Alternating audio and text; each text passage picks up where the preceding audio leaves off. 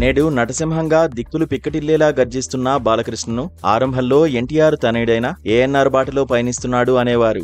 ఎన్టీఆర్ స్వీయ దర్శకత్వంలో అక్బర్ సలీం అనార్కలి సినిమాను నిర్మించారు. ఈ సినిమా పూజా కార్యక్రమాల సమయంలోనే బాలకృష్ణను ఎన్టీఆర్ ఇంట ఏఎన్ఆర్ అని అక్కినేని ఆశీర్వదించారు. అందులో పొరపాటేమీ లేదు. నిజానికి బాలకృష్ణ కెరీర్ ను పరిశీలిస్తే మొదట్లో ఏఎన్ఆర్ బాటలోనే పయనించినట్టు అనిపిస్తుంది.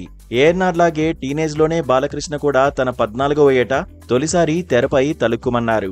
ఏఎన్ఆర్ తన 17వ ఏట 1941లో ధర్మపత్ని అనే సినిమాలో తొలిసారి కనిపించారు. తర్వాత సీతారామ జననంలో శ్రీరాముని పాత్ర పోషిస్తూ హీరో అయ్యారు అక్కినేని.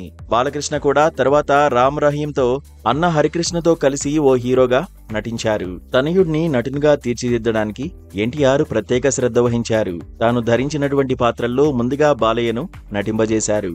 అందులో భాగంగానే బాలయ్యతో వేములవాడ భీమకవి, అభిమన్యుడు, సలీం, నారదుడు, సిద్ధయ్య వంటి పాత్రలు పోషింపజేశారు.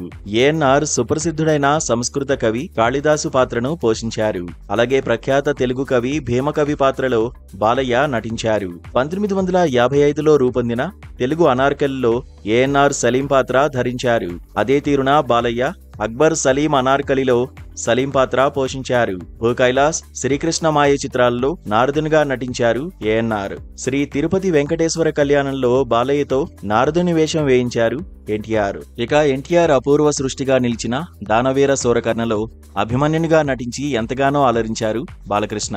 ఇక్కడ కూడా ఏఎన్ఆర్ ను గుర్తు చేసుకోవాల్సిందే. 1957 నాటి మాయాబజార్లో ఏఎన్ఆర్ అభిమన్యునిగా నటించారు.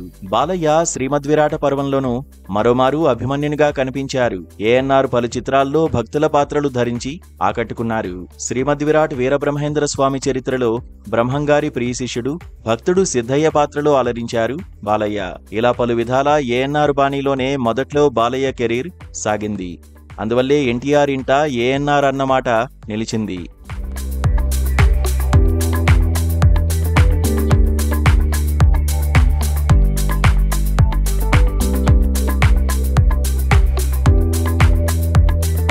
అయితే ఆ తర్వాత తండ్రికి తగ్గ తనయుడు అనిపించుకుంటూ బాలకృష్ణ నాన్నలాగే శ్రీరామ, శ్రీకృష్ణ పాత్రల్లో కనిపించి జనాన్ని ఆకట్టుకున్నారు.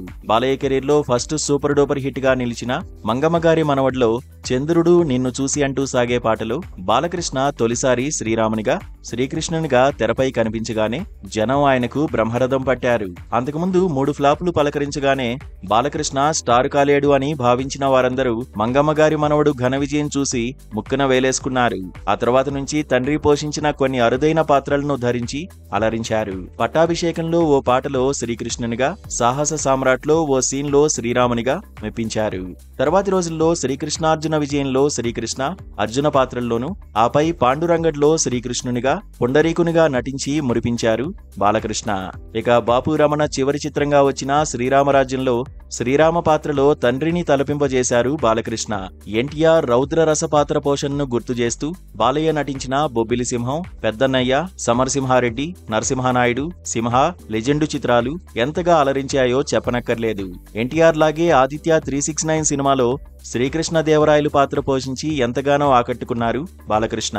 ఇక తండ్రి ధరించాలని ఆశించిన గౌతమిపుత్ర శాతకర్ణి పాత్రను తన 100వ చిత్రంలో ధరించి మెప్పించారు బాలకృష్ణ. ఈనాటికి జానపద చిత్రాల్లో అత్యధిక కేంద్రాల్లో 4 ఆటలతో శతదినోత్సవం జరుపుకున్న చిత్రంగా బాలకృష్ణ భైరవ ద్వీపం నిలిచింది. ఇలా చెప్పుకుంటూ పోతే బాలయ్య నట జీవితంలో ముందు ఏఎన్ఆర్ లా కనిపించిన తర్వాత ఎన్టీఆర్ ముద్రనే విశేషంగా కనిపిస్తుంది. నాన్న నందమూరి తారక రామునిలాగే పౌరాణిక, జానపద, చారిత్రక, సాంఘికాల్లో విజయాలు చూసిన ఏకైక కథానాయకునిగాను బాలకృష్ణ జేజేలు అందుకున్నారు. ఈనాటికి తండ్రి ఎన్టీఆర్ శైలిలోనే నటిస్తూ ఆయనలాగే అసంఖ్యాక అభిమానులను పోగేస్తూ బాలయ్య విజయ పథంలో పయనిస్తున్నారు.